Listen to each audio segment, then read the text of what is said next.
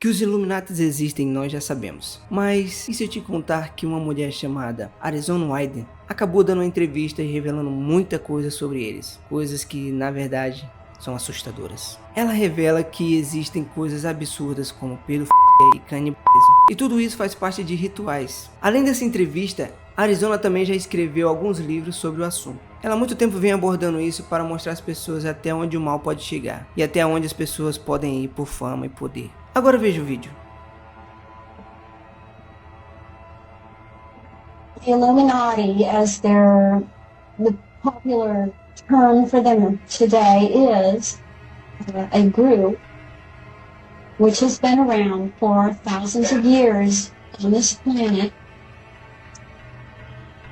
They came from off of this planet and interbred with humans. They are reptilian. They have their chosen bloodlines, and they continue to try and keep their genetics pure and interbreed with these chosen bloodlines. These beings are human and they are part reptilian, and they continue to run the planet. They are world leaders, and nobody at this current time who is a government leader is there running the countries unless they were put there by them or they are one of them. Bloodline, in my particular case, I was a slave, and to them, most of humanity, or all of humanity, they consider inferior. They consider humanity a resource to be used for their purpose. They are at a time, a very important time right now, when they are working with some new energies on this planet that they don't work well with. So a lot is coming out into the open, and that is higher law, that it must come out into the open. And they are under higher law also. I was chosen for what I did and for my involvement because my family was bloodline. My mother's family, all I knew growing up was that they were Irish for generations, not even any brown-eyed people among them. All I knew growing up was that they were Irish for generations, not even any brown-eyed people among them. My mother, her sister, went back to Ireland and researched the bloodline, the family genetics, in the early 70s. And I was told that the original family on the father's side actually came from the south of France. Now, anyone that has done any reading from some well-known authors at this point know that southern France plays a major role in this. That is the source of Merovingian bloodline. On the other side, in her family, it has been told to me that her mother's father was a ritual statistician with the Quaker Coronati Lodge, and he was one of the founding members. That lodge is very involved at a very high level. On my father's side, I have been told that his father, and I have seen the papers, that he's illegitimate. I have also been told by a number of persons approaching me that he is an illegitimate Rothschild. Now, I was always told that that bloodline was impure. The Rothschilds are not looked upon within the Illuminati as a pure bloodline. They have a lot of arguments among themselves as to the purity of their bloodlines. And there is a group within, or there are more than one group within the Illuminati that consider themselves the purest of bloodlines, and that they rule by right. They feel that they rule by right and not to be elected by the Pope or okayed by any type of Christianity to rule. So they have many disagreements, discords, and arguments among themselves, and that is a weak point with them, that they cannot agree, and they have big egos. And that is where they will eventually catch themselves up with their ego. I was chosen because of the bloodline, and I was chosen because I had psychic ability. This was tested out and shown when I was a very young child, about age 3. When I was 3 years old, I was causing objects to move without touching them. This is an ability that they look for. It's not important that you can move objects. That's not the important part. That shows that you have the psychic ability, which is what they look for. Because reptilian bloodlines, in a way, they are very psychic. They can read any of you and know what you're going to do before you do it. And they're not to be underestimated that way. But they cannot enter into any dimension higher than a 4th dimension.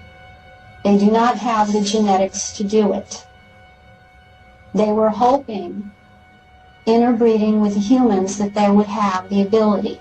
They do not have it.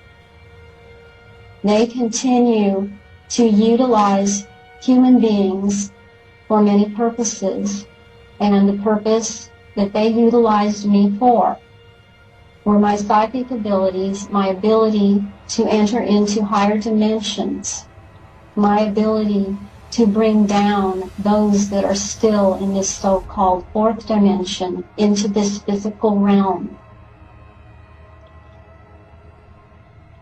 Some of the things that I can remember about the psychic of that, my mother was constantly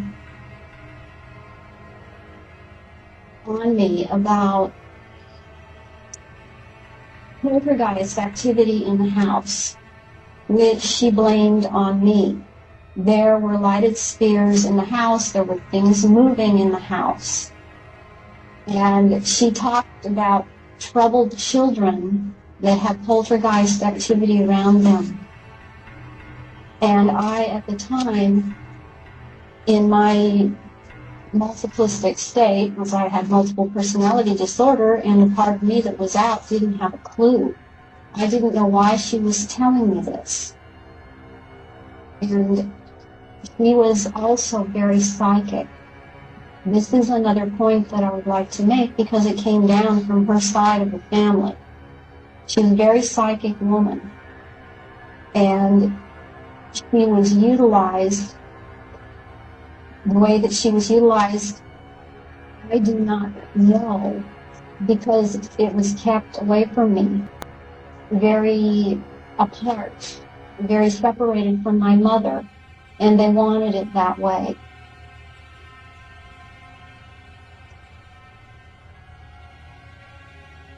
I have seen others that were also very psychic, and this is something that they are the ones that are the forefront, the pushing source for a search for psychic people. I can remember telling people things that I knew that there was death around people. I would tell them, I see this. I see that you're going to come close to death. You're going to be in an accident, and this would happen. This happened with an art teacher that I had. I was taking oil painting lessons, and I told her that. I can actually remember I was in nursing school, going in and laying hands on somebody, and they were actually, the next day, left always very aware that it wasn't me. I felt doing it with a channeled source. I was raised the oldest of 4 girls. I was raised in the Catholic Church. The Catholic Church does not believe in any of this, or they are not acknowledging any of this. It reinforced my programming because it is a very ritualistic religion. And it was every time I went there to church and listened to the sermon, any of these thoughts that I was thinking, I pushed to the back of my mind, and I didn't think about them. So it was very reinforcing. When I was 5 years old, I was taken to Russia, and I was involved in a program with other children who had the same abilities. The Russians were much more advanced in this area. They were very interested in psychic research, paranormal research. And what happened to me there was that I was being involved in developing these abilities. They did an ice water immersion with me more than one time. It was many times. I was being immersed in ice water so that my heart would stop beating. And my essence would leave my body.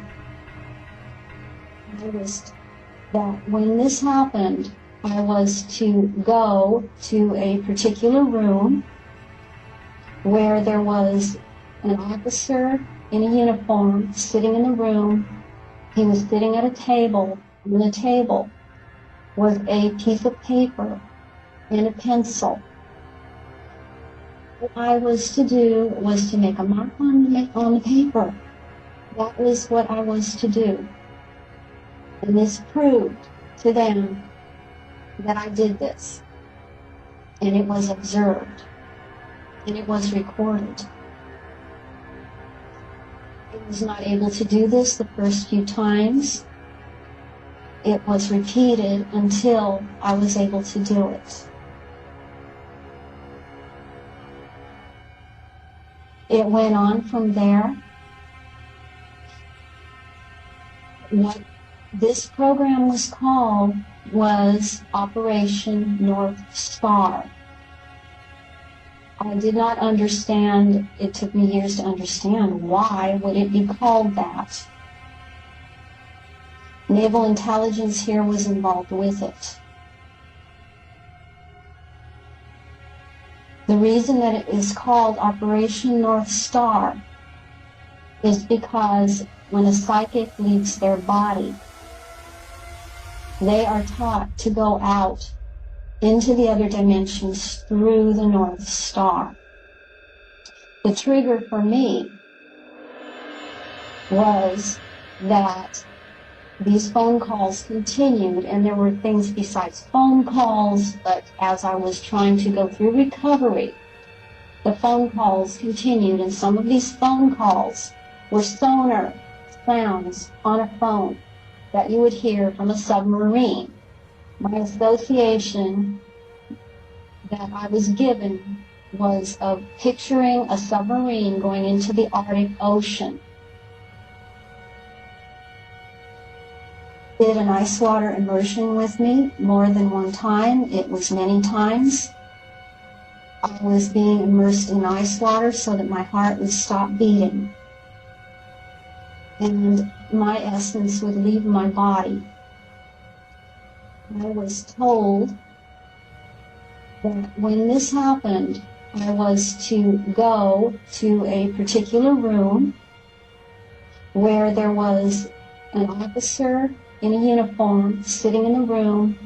He was sitting at a table. On the table was a piece of paper and a pencil. All I was to do was to make a mark on the paper. That was what I was to do. And this proved to them that I did this. And it was observed. And it was recorded. I was not able to do this the first few times. It was repeated until I was able to do it. It went on from there. What this program was called was Operation North Star. I did not understand, it took me years to understand why would it be called that. Naval intelligence here was involved with it. The reason that it is called Operation North Star is because when a psychic leaves their body, they are taught to go out into the other dimensions through the North Star. The trigger for me was that these phone calls continued, and there were things besides phone calls, but as I was trying to go through recovery, the phone calls continued, and some of these phone calls were sonar sounds on a phone that you would hear from a submarine. My association that I was given was of picturing a submarine going into the Arctic Ocean, into ice water. And when that sub was immersed in the water, then I would start to experience this Kundalini energy going all the way up my spine to the chakras. And when it got all the way up to my head, then I would leave traverse dimensions, whatever it was they wanted me to do. And what I know from my work of recovery is that I realized in that state what was going on. And my goal was to try and get away from them before they could latch to me in that state and control me. And that is what I tried to do. For many years, this went on, and I also ended up visiting the parapsychology unit at UCLA. That unit was associated with this.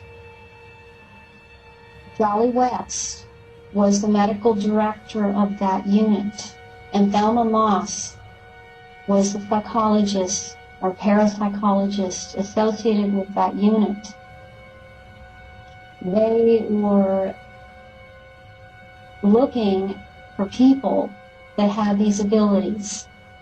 All of these intelligence groups there are people in the intelligence groups that are not associated with any of this. However, there are many in the intelligence groups that are associated with this kind of activity.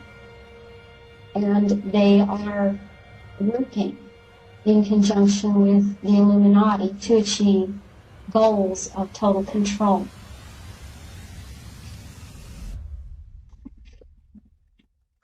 Psychics are considered very dangerous to New World Order because psychics need to be controlled. They are harder to control. Psychics employ scalar energy, the scalar wave technology. That is what is the mode of transport of information, of knowledge, and it is hard, next to impossible to control. So it is monitored. Soon after I started recovery, I was in a conversation with a woman by the name of Julianne McKinney. And Julianne McKinney, my understanding, was ex-Army intelligence and CIA.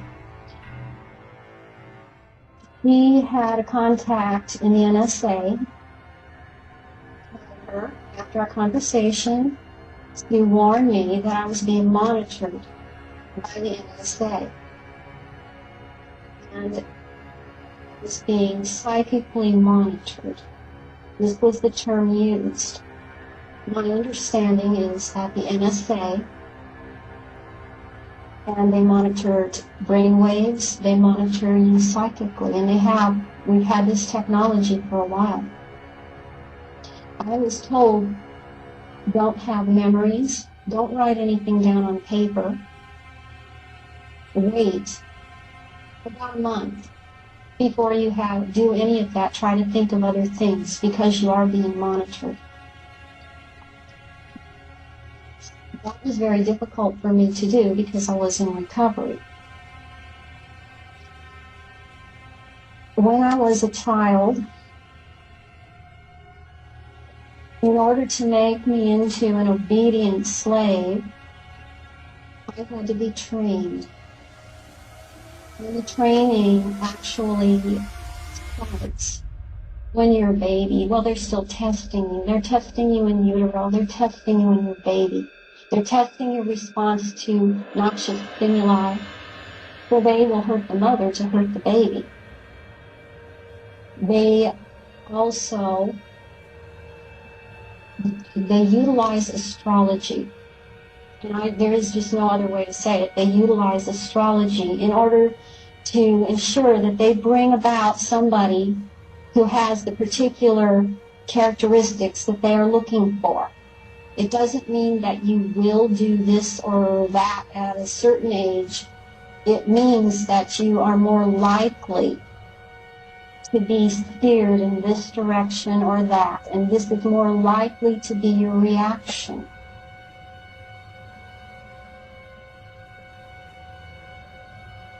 My birth was engineered to happen so that I was born, whether you want to call it, in February, and it was right on the cusp. It was February 23rd.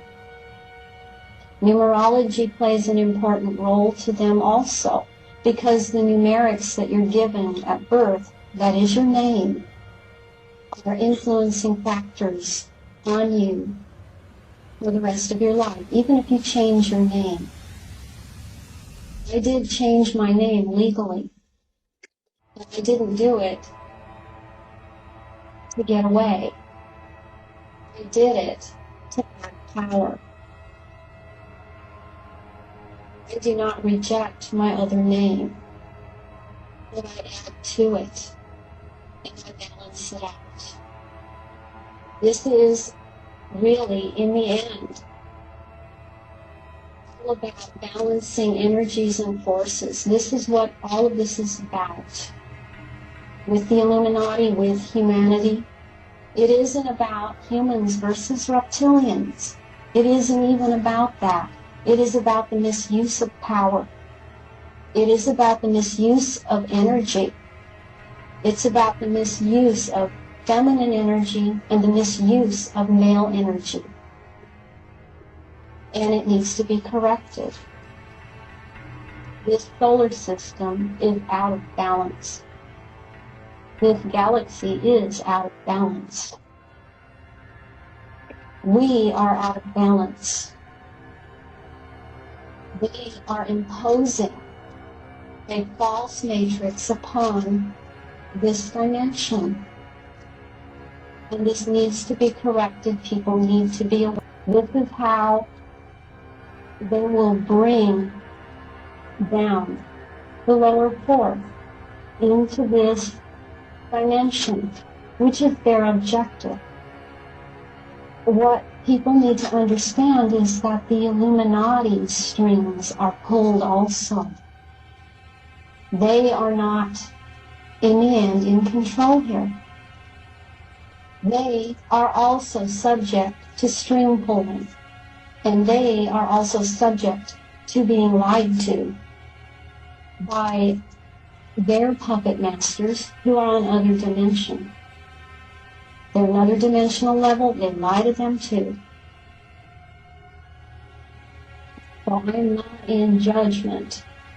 My message is things need to change.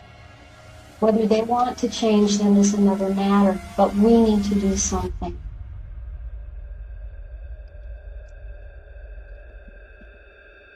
When I was a child, the basic training that goes on with children is to remove a sense of safety and security. So children go through things like having a close family member, such as a father and or mother and or brothers or sisters, older ones, cousins, aunts, uncles, family friends, perpetrate upon them in the most horrendous ways. There is nothing more awful that you can do to a little child than to sexually molest and perpetrate on their person. Because here is an adult that's supposed to love you, take care of you. And what are they doing to you? Sticking a penis in your mouth or in other orifices, telling you not to tell, pinching you, biting you, hurting you, doing things that don't leave marks on you. This is an adult that's supposed to love you. So the little child thinks it must be love. But it hurts. I don't understand. It's like having an explosion go off in your mind.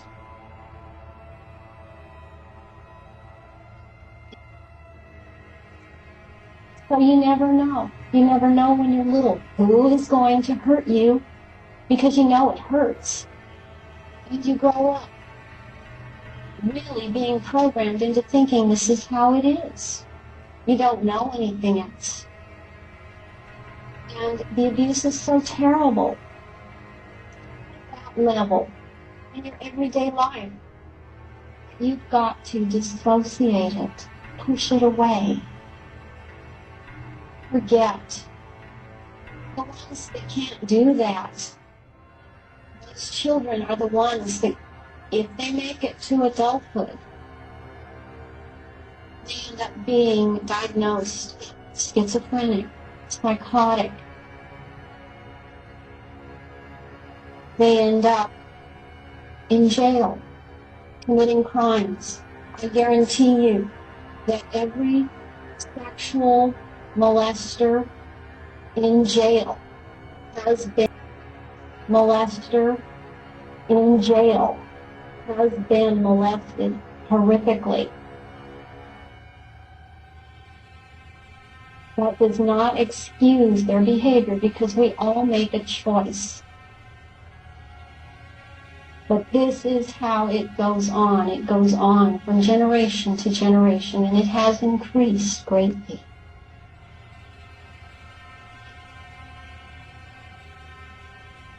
A child's basic need, besides safety, is shelter, food, water, clothing, elimination. Little children who are told, no, you can't have any water, left in a room, no, you better not pee, because if you do, you're going to drink it. And then guess what? It happens. If you have a bowel movement, you're going to eat it. And that is what happens. This is basic training. Left in a room and ignored, you're understimulated, you're sensory deprived, left in a room with blankets tied around you so you can't move. You don't know what time of day it is because maybe you're blindfolded. You're left that way. And then you're overstimulated. And everyone acts like nothing is happening. This isn't even happening because the adults around you don't talk about it.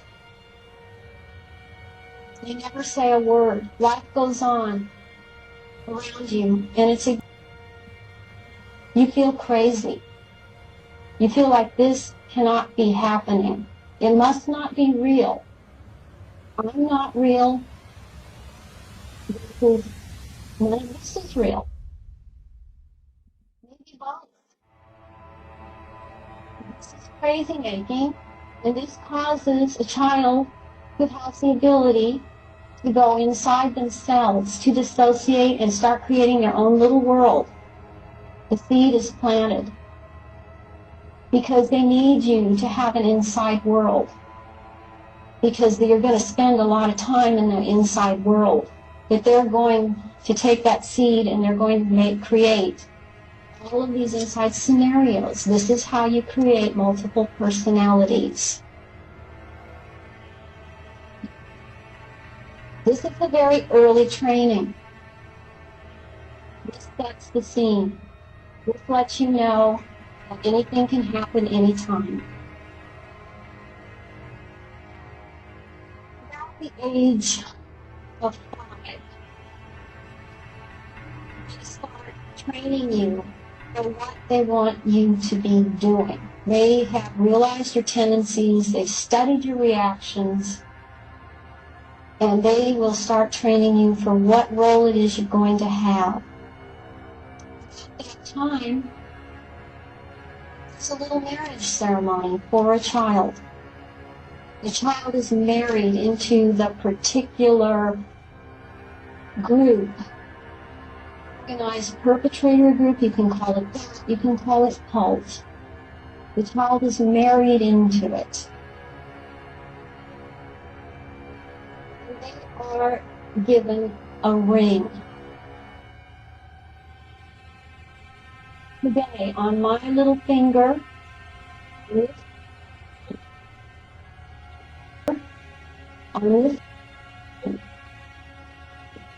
have that little ring. It is a child's ring. I don't know anyone else that has saved it. There are others that have run across it. When they were older, it was passed to them again to remind them, and they have thrown it out. I chose to save it because I want to talk about it. And I want people to know these things are real. This ring has blood stains on it. It has a bar sinister on a crest on the side. And that is indicative of bloodline. There are others that have this ring out there. They start involving you in rituals. They start watching you. They watch your reaction. They push you to be as involved as they can get you to be in the ritual. They will hold your hand on a knife when they do sacrifice.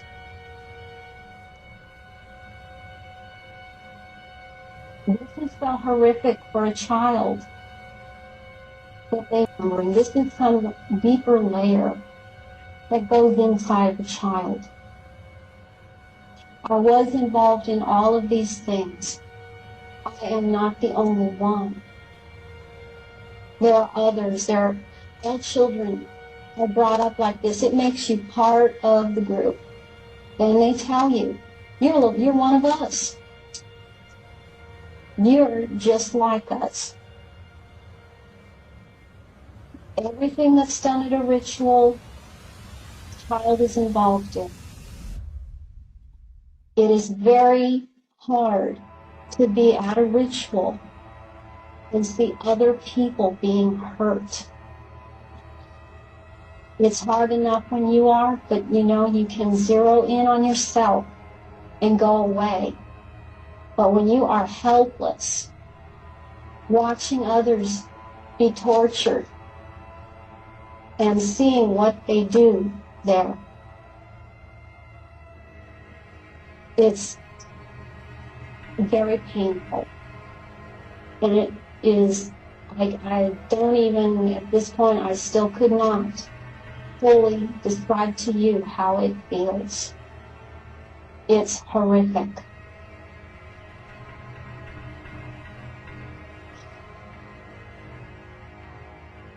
In these rituals,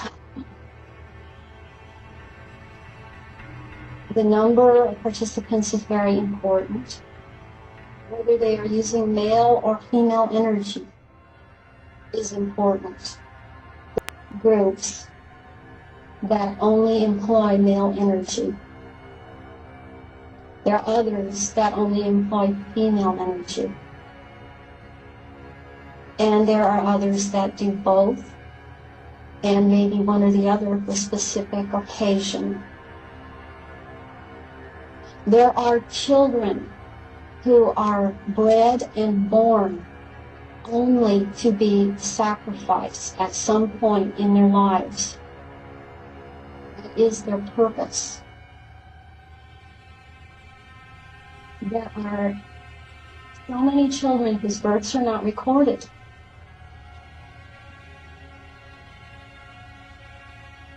I worked with a nurse midwife, and we did home births. She wasn't part of any of this, but if she was upset with somebody, she didn't record the birth.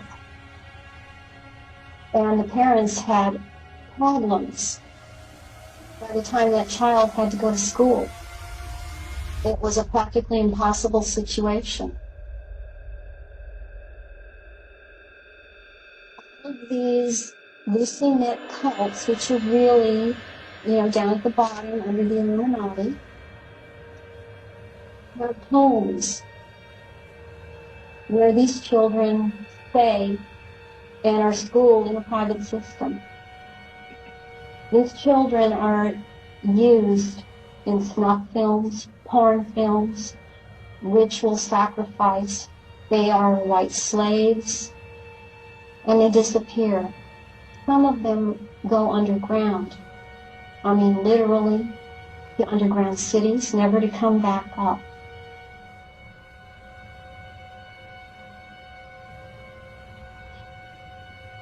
Some are food.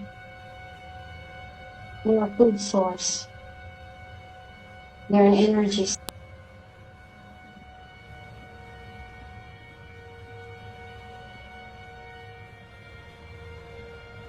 I went through all of this training when I was about 12 years old, and I started being groomed again to be a mother goddess. There are only 3 alive on the planet at a time. A mother goddess is someone who is maiden, mother, and crone. The maiden embodies purity. The mother embodies the strength. And the crone embodies the wisdom and the knowledge.